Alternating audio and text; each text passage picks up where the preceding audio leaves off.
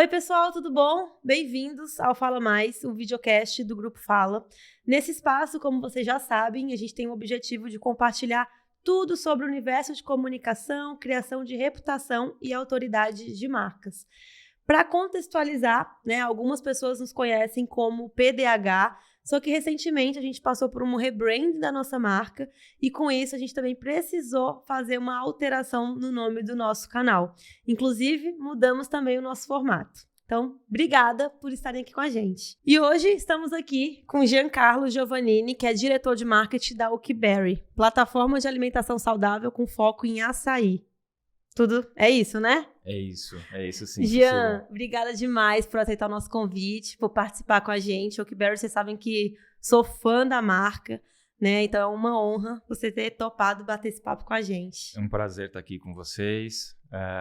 Você que acompanhou a trajetória da Oak desde o início. É muito bacana estar aqui falando um pouquinho sobre estratégia, sobre marca, sobre posicionamento de marca. É bem bacana compartilhar isso com vocês. E até já então puxando assim pro nosso tema, que é um tema que eu já queria falar há muito tempo, e a Oak para mim ela é referência nisso, né, que é a questão do marketing de patrocínio, né, que normalmente os marqueteiros conhecem como esse termo, e muita gente tem dúvida, né, em relação a como funciona, como uma marca, né, ela começa a olhar para esse tipo de marketing, como elas conseguem acompanhar eventos, movimentações de mercado, e elas conseguem também se apropriar um pouco, né, desses eventos, né, e aí a gente via muito uma questão de, falando até já um mercado aqui que vocês dominam, que é a Porsche Cup, né, antes a gente via marcas ali, Marlboro, Red Bull, né, eram marcas, assim, distantes até da nossa realidade, assim, como que vocês começaram e olharam para esse tipo de oportunidade, né? Porque a gente está falando de coisa de 3 anos atrás, né? Isso é algo novo. Hoje em dia virou cool, né? Vocês cortaram o matinho ali para algumas empresas. Isso. Eu acho que vale a pena a gente dar um passo atrás e entender, quando você vai posicionar uma marca, você precisa entender o seu objetivo a médio e longo prazo, nunca a curto prazo. Porque você tem que entender aonde você quer estar a médio e longo para poder fazer essa trajetória da maneira correta. E aí nós entendíamos que a Oak é super nova, ela tem 6 anos e meio. E até 6 anos atrás, o açaí ele era muito associado a esportes nichados, como surf, skate e artes marciais traduzidas para o mundo ali pela família Gracie com o jiu-jitsu. E aí você começa a entender por que o produto era associado com esses esportes nichados. E as respostas eram que numa sessão de skate ou de surf, por exemplo, os atletas precisavam da energia do produto. E para os lutadores, os benefícios que o açaí traz, ele ajuda na recuperação pós-luta. Então, ele ajuda numa recuperação mais rápida com todos os benefícios que o produto tem. Então, a gente começou a entender, poxa, se a gente for fazer da mesma maneira e se nós formos entrar no mesmo segmento desses outros players de açaí que existem no mercado, a gente vai ser mais um, porque a gente estava começando. E aí a gente ia ser mais uma marca associada a esses esportes nichados. E aí nós começamos a entender também no início da nossa trajetória quais eram os territórios que a marca deveria ou gostaria de pertencer. E aí a gente começou a entender esses territórios e chegamos no saúde, como não podia deixar de ser, com tantos benefícios que o produto oferece. Nós chegamos num outro território que era comunidade, onde você... com a ideia de criar uma comunidade Oakberry e trazer todas as outras comunidades que tivessem sinergia com a comunidade Oakberry, transformando em uma comunidade inteira Oakberry. E um terceiro território, que era o estilo, trazendo aí o desejo pela marca, o desejo pelo produto, da mesma maneira como as grandes marcas de moda hoje fazem ou sempre fizeram, para trazer o aspiracional, o desejo por marca e o desejo por estilo. E aí nós começamos a entender dentro do esporte, que já era correlacionado com o produto, com o commodity açaí, qual seria a melhor opção. E aí, no início, a gente começou a entender de novo como esses atletas de esportes nichados precisavam dessa recuperação e precisavam dessa energia. Um tenista num campeonato de tênis que joga dia sim, dia não no começo do torneio e no final ele acaba jogando todos os dias e muitas vezes por 3 horas fica dentro de quadra. Ele não precisa dessa energia? Ele não precisa dessa recuperação rápida? Precisa. Dentro de um torneio de tênis, você tem os 3 territórios que eu falei agora há pouco? Você tem saúde envolvendo o atleta, você tem comunidade e estilo no entorno do evento. Então você tem a atmosfera propícia para poder inserir a marca de uma maneira natural, de uma maneira orgânica. E vocês sempre olham, então, quando vocês pensam nessas categorias, porque era até uma dúvida minha, por que eles estão no Rio Open e não estão no Brasileirão, né? Vocês sempre olham esses 3 pontos antes para pensarem nessas categorias? Levam sempre em consideração? A gente sempre procura levar em consideração para você... Primeiro, quando você faz uma associação de marca a um evento, a uma collab, a um patrocínio, por exemplo, você precisa passar a verdade. A partir do momento que você passa a verdade, o relacionamento entre patrocinado e marca, evento e marca e vice-versa, eles se tornam muito mais fáceis de você transmitir para o público que aquilo lá faz sentido. Então, é muito mais fácil você se aproximar de eventos, de parceiros que tenham sinergia com a sua marca, para justamente trazer essa verdade. Até pouco tempo atrás, você tinha 30 segundos para passar essa verdade num comercial e contar uma história. Depois passou para 15 segundos. E hoje, com o celular na mão, que todo mundo anda com o celular na mão, é uma mídia que todo mundo tem na mão e a mídia mais próxima do consumidor. Você tem os 5 primeiros segundos. Se você não mostrar verdade naqueles 5 primeiros segundos, o consumidor entende que é mais uma relação fria, é mais uma relação comercial. A partir do momento que você mostrou verdade, ele se interessa, se torna um promotor da marca e se torna um amante da marca. Perfeito. E aí, essa mesma lógica, a gente está olhando para os festivais, por exemplo. Então, como que vocês começaram a olhar para um Lollapalooza, por exemplo, né, e sair só da parte do esporte? Por que isso, né? De novo, a gente volta para os 3 territórios Exato. iniciais. Mas não tem saúde. Era esse o Ok, ponto. a saúde pode existir? Pode, porque envolvem pessoas que têm o hábito saudável que também vão no festival. Mas a gente deixa num segundo momento. Mas envolvem os outros 2 territórios, que é o de comunidade e estilo. Forte. Super forte. Você tem diversas tribos, diversos estilos dentro de um festival de importância e relevância muito grande nacionalmente. Então faz muito sentido a gente estar, porque quando uma pessoa compra um ingresso para ir no Lollapalooza, ele não está esperando encontrar, ele ou ela não estão esperando encontrar o Oakberry. Eles estão esperando ver o artista favorito, a banda favorita, e procuram se reunir de pessoas que mais gostam, dos familiares, dos amigos, dos primos, enfim. Eles procuram se reunir de pessoas que gostam para ver o momento que eles pagaram para ver. Quando eles chegam no evento, eles estão numa atmosfera extremamente favorável a ser impactado por uma marca. E quando eles encontram a Oakberry, eles associam subliminarmente a marca a bons momentos vividos. Em cima disso, a gente pensa no pós-evento. No pós-evento, essa mesma pessoa que teve essa boa experiência com marca e teve essa relação com a Oak no festival, ela passa numa rua, vê uma Oakberry, remete a imagem daquele momento bom que ela viveu com parente, amigos, vendo a banda e a artista favorito. E a única maneira que ela tem de rever aquilo é entrar numa Oakberry, comprar um Oak, fazer uma foto e mandar para as pessoas que estavam junto com eles. E isso gera esse crescimento orgânico e essa forma que a gente tem, que a gente chama de Oakers, né? São os amantes pela Oak. A gente tem diversos Oaker, então. a gente tem diversos amantes da marca. E isso para a gente é algo que você vai construindo dia a dia, com experiências em experiências, para que você entregue a forma correta de chegar no consumidor final. Perfeito.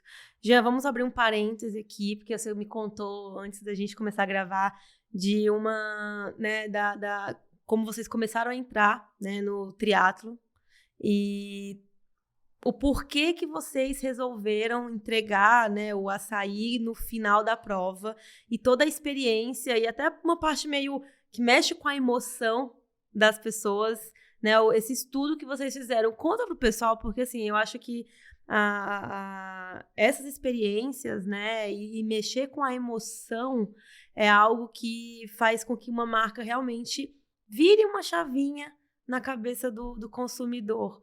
Conta pro pessoal só essa história, assim, porque realmente, assim, eu achei incrível. E mais do que isso, é você conhecer as pessoas que participam, né, daquilo, aquele público, conhecer a dinâmica da onde você está inserido, onde você vai colocar a sua marca, né? Tudo isso é muito importante no momento de criar a estratégia. Exato. Bom, no caso do triatlon, a gente é patrocinador do Thiago Vinhal, é o triatleta profissional. E conversando com o Thiago, ele tinha me perguntado se eu já tinha ido em alguma prova do Ironman. Aí eu falei, Thiago, eu nunca fui. Aí ele falou assim, então você precisa ir para você entender que Ironman não é só um esporte. E aí teve a oportunidade da Etapa Brasil, que foi em Florianópolis, e nós fomos, levamos a marca para fazer uma ativação durante a Expo, que existe 2 dias antes da prova. E no dia da prova, um dia antes da prova, o Vinhal ele me chamou e falou assim, vem ver aqui a área onde ficam as bikes que as pessoas vão pegar amanhã na prova. E aí você vai entender um pouquinho melhor aquilo que eu te falei. Quando eu cheguei, eu comecei a olhar as bikes e realmente, na parte da frente delas, você via muito fotos de parentes, fotos de famílias, e aí você começa a entender que o Ironman ele é muito mais que o esporte, ele é um propósito, que é algo que a pessoa definiu como meta de vida. E vendo aquilo, a gente teve a ideia de colocar realmente o açaí na dispersão da prova, que é na chegada da prova. A gente já tinha essa ideia. Tá bom. Tá? Só para saber se mudou na hora de... Não mudou. A gente já tinha essa ideia, a gente ia fazer isso. E a hora que eu vi aquilo, realmente aquilo foi como uma chancela de, não, nós estamos fazendo a coisa certa. É realmente algo que a gente precisa fazer, que vai surtir uma aproximação interessante com todos os atletas, porque o Ironman ele é um esporte onde você tem muito a mescla de profissionais com amadores. Então você tem todos os níveis de atletas ali. É óbvio que para fazer um Ironman você precisa se preparar durante um ano ou durante anos, mas tem um propósito ali envolvendo não só atletas profissionais quanto amadores. E aí, junto com o nosso franqueado de Florianópolis, nós resolvemos colocar essa operação na dispersão, que é a chegada da prova. Por que isso? Primeiro, as pessoas precisam de energia. Elas estão ali às 7 horas, 8 horas, 9, 10, 12 horas fazendo a prova. Quando elas chegam, elas só querem ter alguma reposição dessa energia toda gasta, né, que foi consumida.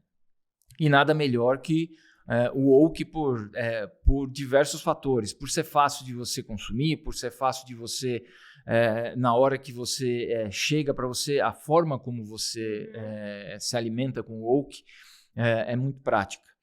E aí, a gente entendeu que, a partir daquele momento que eu olhei as bikes, eu tive certeza de que a gente estaria na hora certa, no momento certo.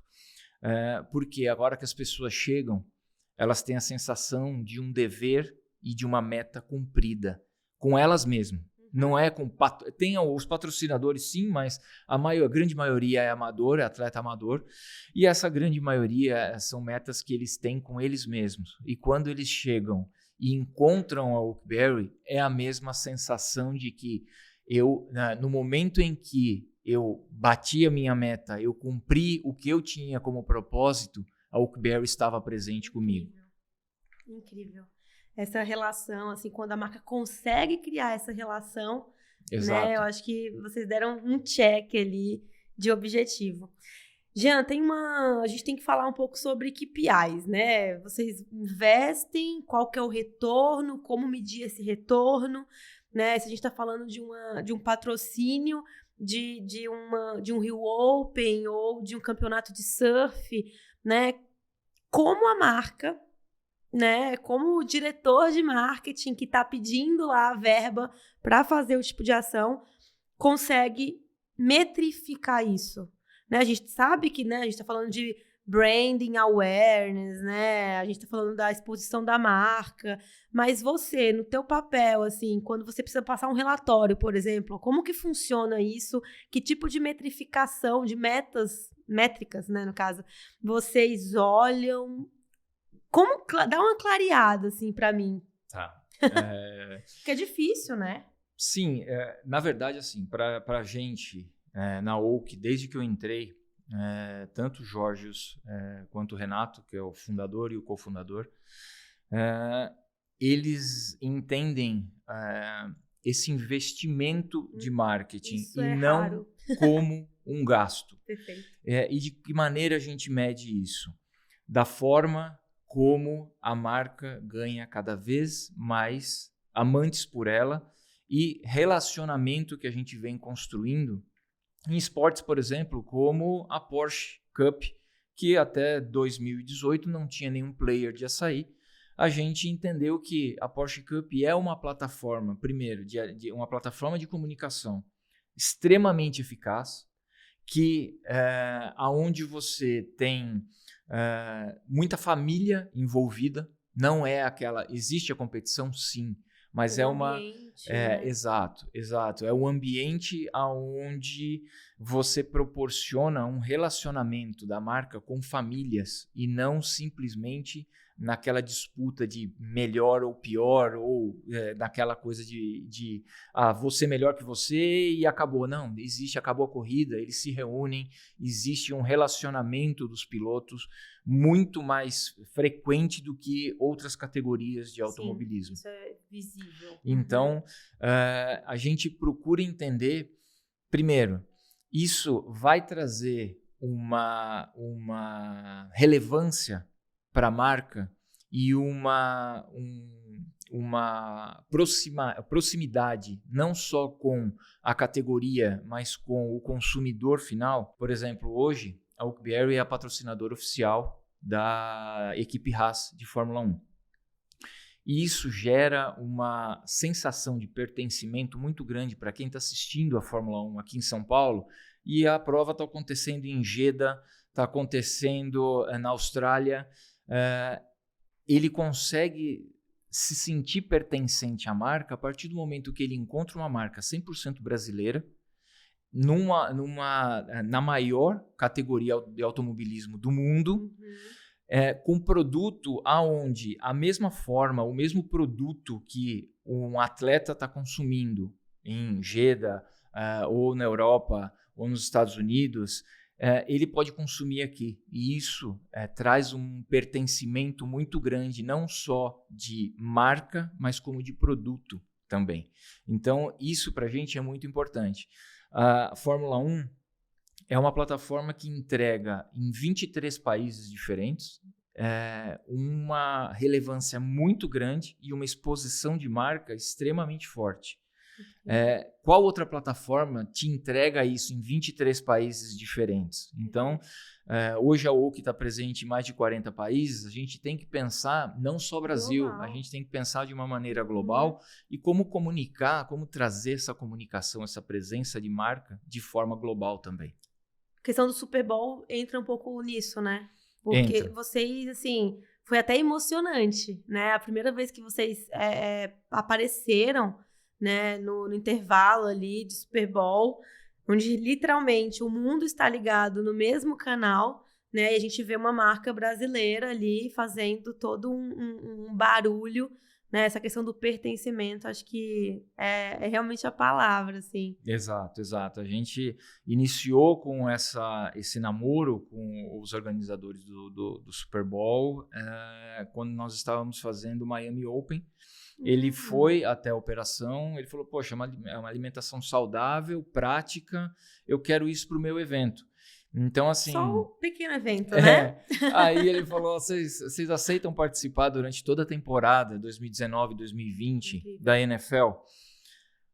Nós falamos, óbvio, claro, a gente aceita, vai ser uma honra para a gente, né?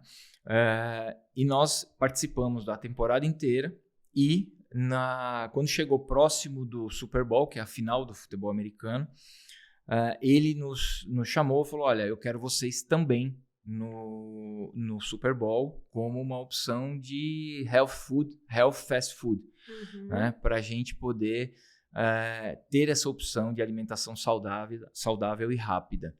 E aí nós fomos como convidados, a primeira e única marca brasileira a ser convidada a estar no Super Bowl e ainda vendendo o produto no maior evento esportivo do mundo. Então, para a gente foi muito bacana.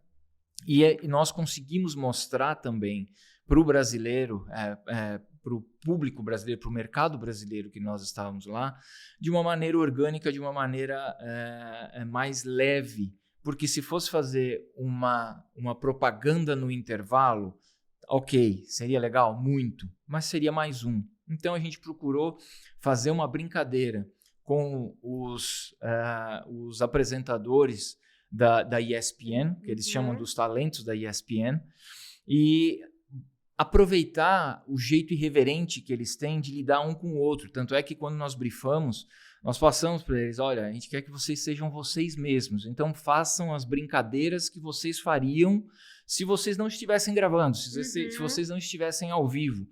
E aí nós tivemos aquela brincadeira de a nossa missão era mostrar, poxa, a gente tinha acabado de iniciar uma operação nos Estados Unidos. Então, o nosso objetivo era mostrar que a Oakberry estava no Brasil e também estava nos Estados Unidos. E de que maneira fazer isso, né?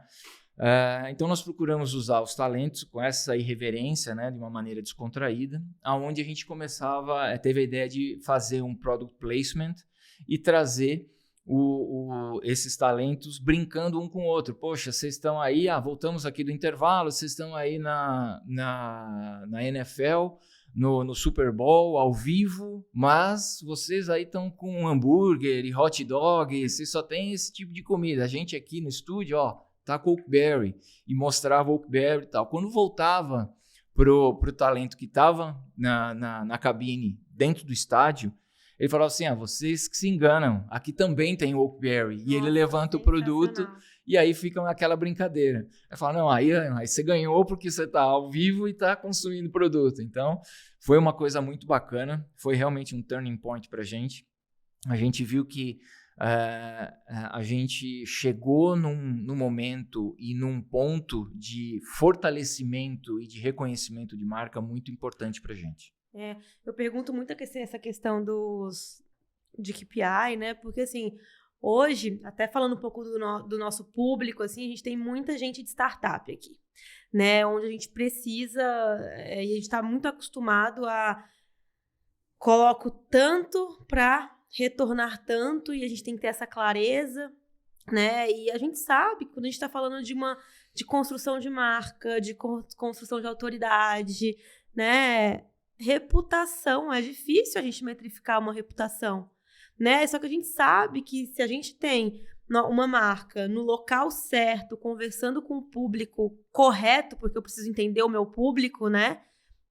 Eu tô fazendo o trabalho, né, de uma forma bem feita, mesmo não sabendo se eu tô investindo tanto no evento quanto vai me retornar. Tô construindo uma marca, a reputação daquilo, né? Então, a gente fala muito sobre isso, que às vezes a gente tem que deixar um pouquinho de lado, né, essa questão de quanto tá me retornando, porque também eu tô falando de algo ali mais médio e longo prazo, né? Porque tudo que vocês fizeram, dá para perceber que foi uma construção, né? Vocês olham realmente, como você falou no início, Jean, né? Onde eu quero chegar? Onde eu quero que minha marca esteja daqui X anos? Né? E o que eu preciso fazer para chegar naquele objetivo? Né? Então, é ter um pouco mais, olhar um pouco mais a longo prazo, né? E achar que construir uma reputação vai ser da noite pro dia, né? Exato, exato. É um trabalho de formiguinha, é um trabalho dia a dia, é um trabalho de não só de propagação de marca, mas é um trabalho de, no nosso caso, é um trabalho que a gente envolve muito experiência do cliente Totalmente. Com a marca. Então, assim, o nosso relacionamento com o cliente é muito próximo. Nós temos realmente pessoas cuidando disso para que respondam realmente as dúvidas, para que tenham essa interação com esses consumidores, e a gente procura estar próximo dele de uma maneira verdadeira. É aquilo que eu falei para você. Você tem que traçar uma estratégia, entender se aquela estratégia vai funcionar primeiro a longo prazo, depois a médio, para iniciar. Você precisa iniciar.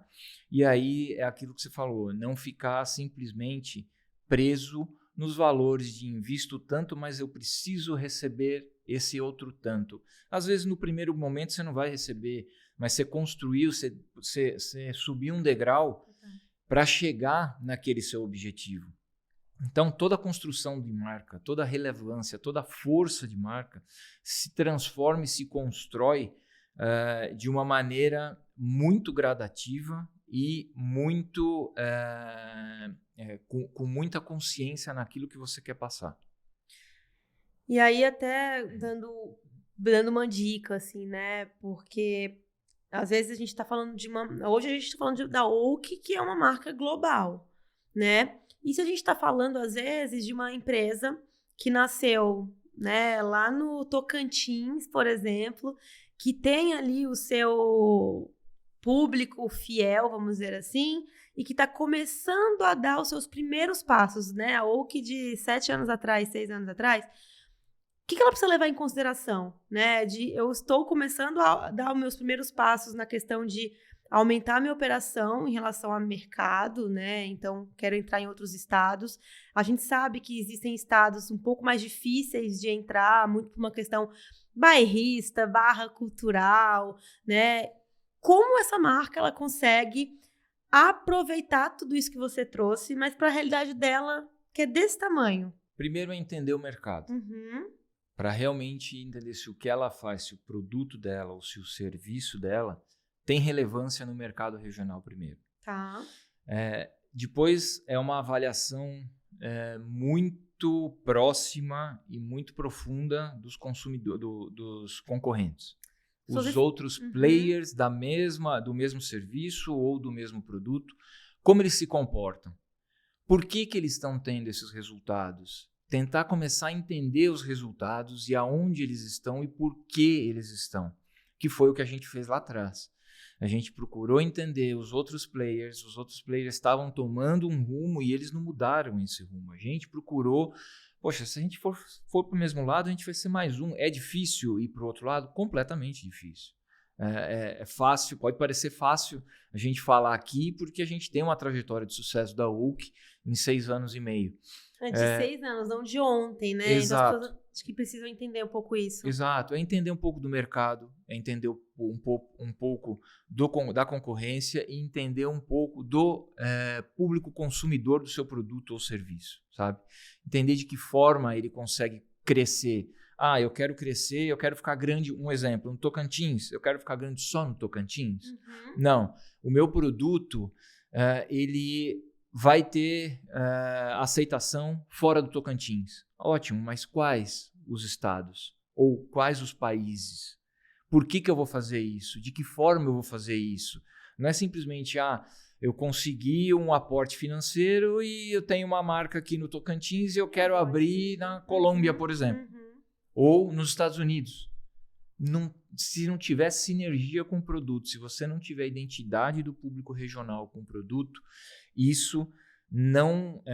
E outra coisa, se o seu produto ou serviço não for bom. Não adianta ter uma marca aonde você não tem um produto por trás. A gente faz tudo isso porque a gente tem total confiança e ciência de que a nossa marca é a melhor marca do mercado. Mas por quê?